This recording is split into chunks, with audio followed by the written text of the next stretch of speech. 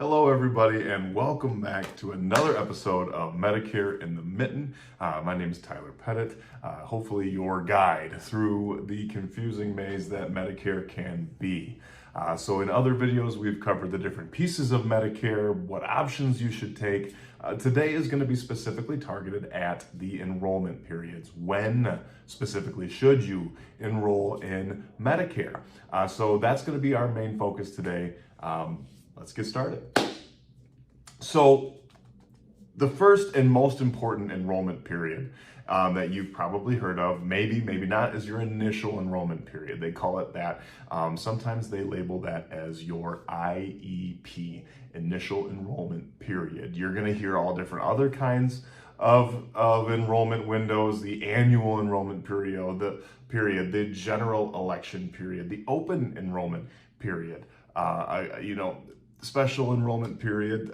So again, you're going to hear a lot of those terms thrown around, but today's main focus, I'm going to talk about just a couple of the enrollment periods, specifically as it applies to signing up for original Medicare Parts A and B.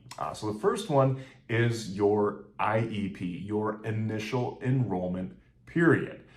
This is a 7-month window surrounding your date of birth when you turn 65, meaning the 3 months before the month you turn 65, the month you turn 65, and then the 3 months following the month that you turn 65. So those individuals that are going to have to sign up during this initial enrollment period are going to be those that are on a marketplace plan or a individual health care plan with a carrier, right? So solo entrepreneur, maybe you retired and you've been taking a marketplace plan for the time being, or you work for an employer and you're still working, but you work for an employer of 20 or less, or you're on your spouse's plan and they have an employer of 20 or less, right? That's when you are going to be responsible for signing up for Medicare in your initial enrollment period. So let's say you're turning 65 in June. Your initial enrollment period would be March, April, May, June, July, August, September. Okay, so you're going to have this 7-month window in which you can sign up for Medicare's Parts A and Parts B. Now, I recommend highly to individuals that you sign up in the months leading up to the month you turn 65, right? So again, in that example, if you turn 65 in June 15th, for example, right? So hopefully I checked a box for somebody out there. June 15th. Highly recommend March, April, May, taking one of those months and going and signing up for Medicare in that time frame, because then your Medicare benefits will begin on the 1st of the month of June, right? Whether it be March, April, or May, you sign up in one of those 3 months, your Medicare benefits will begin on the 1st of June, right? Just as an example. If you sign up in the month of June for Medicare, your benefits will start in July, on July 1st. If you sign up in July, your benefits will begin in August. If you sign up in August, your benefits will begin in September. Again, I can't recommend enough doing it before, but that's just kind of the cadence of what it looks like if you were to sign up the month you turn 65 or the months following, again, in that 7-month initial enrollment period window. Because what is Medicare without some nuance? There is one exception to those rules, and that is if your birthday is on the 1st of the month. Medicare considers your birthday on the 1st of the month to be the last day of the previous month for enrollment purposes. Fun. I get it. I don't know why, but that's the way they consider it. So in the instance that we just talked about, if your birthday was June 1st, then technically your Medicare eligibility month is the month before, May 1st. So then your window starts February instead of March. right? And that is, but as the first of the month rule, it is the one really exception in there. So that's the initial enrollment period window. You'll have to physically go and sign up, right? Again, if you are on an individual plan or a marketplace plan, if you're already done working and you're ready to do that, or if you are on healthcare benefits for your employer of 20 or less, or your spouse's employer of 20 or less. Now, there may be people who are automatically enrolled into Medicare. Those individuals will have been collecting Social Security up to 4 months before they turn 65. So if you've been collecting Social Security, maybe starting at the age of 60 or 63, when you are 4 months out from your 65th birthday, you will automatically be enrolled in Medicare. You'll get that Medicare card in the mail. You won't have to do anything special. And at that point in time, you can decide what you want to do. If you want it to be a Medicare supplement, if you want it to be a Medicare Advantage, you make the decision in that point in time. But those are the only people that are going to be automatically enrolled in Medicare, as if they have been accepting Social Security before the age of 65. Okay? So that's the initial enrollment period. Then there is what's called a special enrollment period. So let's say you're still working and you want to continue working past the age of 65.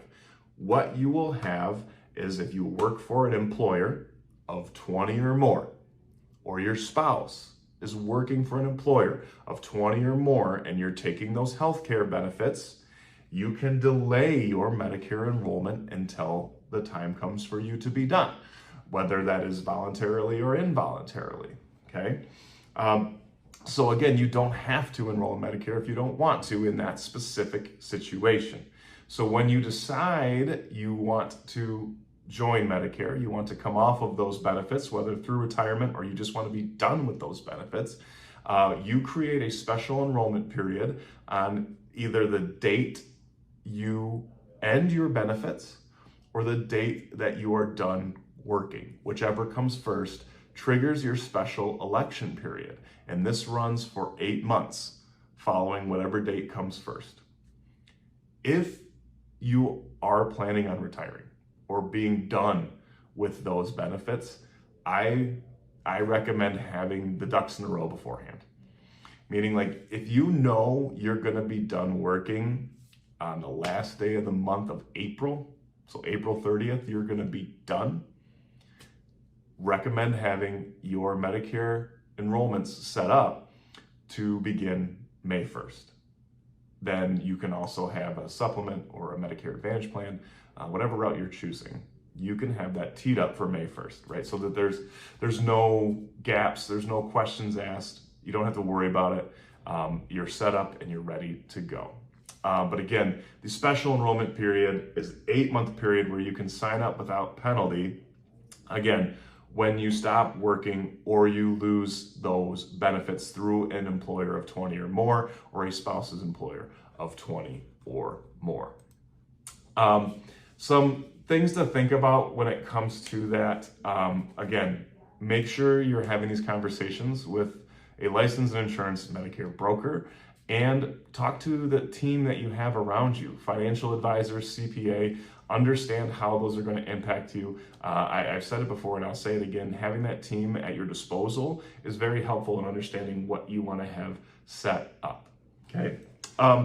One final note on the special election period, when you are doing that, when you're going to enroll, Medicare may ask for proof that you had prior creditable coverage, meaning that you can show proof that you had group health care coverage for the specific dates that you had that coverage, and that the employer, for either you or your spouse, had 20 plus employees, right? They may ask for proof of that, so it's best to have that available to you. You can get that through the HR benefit manager at the employer, but highly recommending having that ready, because it is something that Medicare may ask for, just to prove that you had that prior creditable coverage.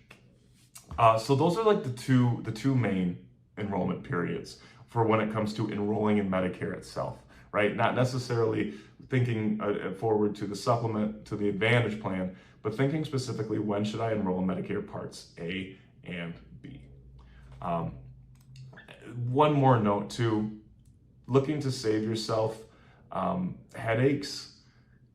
if you are actively contributing to an HSA, right? If you're actively contributing to an HSA and you are going to start Medicare, it is best that you stop those contributions prior to signing up for Medicare. So let's say you are on an employer-sponsored plan, you've delayed Medicare enrollment for a couple of years down the road, you know you're going to retire.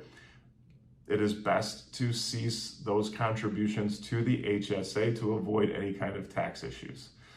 Again, why it's important that I say you have a CPA that you trust. But those are it, right? The main two windows. You have your initial enrollment period for those individuals who are on a marketplace type plan, have already retired, or are on company benefits of an employer of 20 or less. Then you have the special election period. That is for individuals who have delayed their Part B enrollment and for when they're ready to be done working or to be done with those employer benefits for a group of 20 or more. Again, we get these questions a lot in this office, whether it's text messages, emails. We have individuals who, think maybe they have to sign up for Medicare, and it's not always the case. But if you have any questions or if you need help navigating your specific situation, please give our office a call, shoot me an email. Contact information is below. It's available here. Please use this as a resource as you try and navigate this time in your life. We've got more videos to come. We're going to talk about how to sign up for Medicare. We're going to talk about the different ways that you might run into some issues, and again, how to avoid penalties and what those specific penalties are. But again, this is just when to enroll in Medicare. Hopefully, this has provided some clarity to you. Thanks for tuning in. Please like, subscribe to the page as we continue to push out more for you. So, thank you.